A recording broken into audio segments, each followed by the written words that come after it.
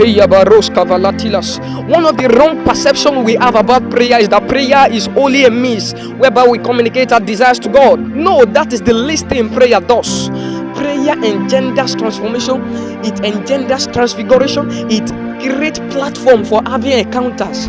So when you pray, you are transformed. When you pray, you are transfigured. When you pray, you encounter something strong.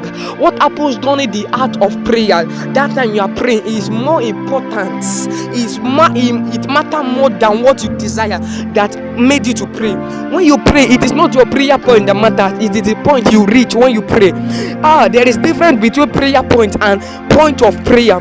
That is why it is advisable to pray more in tongues, because sometimes what you are praying for is not what God wants to hear. So you need to switch and ascend by praying in the spirit that only Elohim understand, because scripture says, he that speaketh in another tongue speaketh not unto man. You are not speaking for man to validate you. You are speaking to a spirit, and you know that God is a spirit, and they that worship him must worship him in spirit. That is, everything you do must be in the spirit, because it is when you do it in the spirit that it pleases God.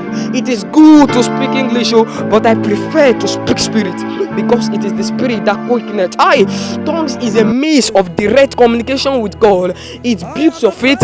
It is for self-education, edification, as Apostle Paul taught us.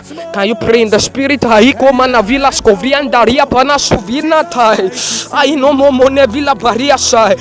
pray in the spirit. Pray more in the spirit.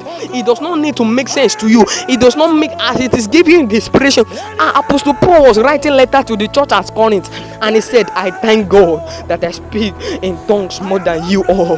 How do you explain that? It means prayers are not done in the church building, because there is a difference between the church and the building of the church. You are the church, you are the presence of God, and you are his carrier. So what makes his presence not to depart from you is by the consistent communication you have with him in the spirit, which is prayer.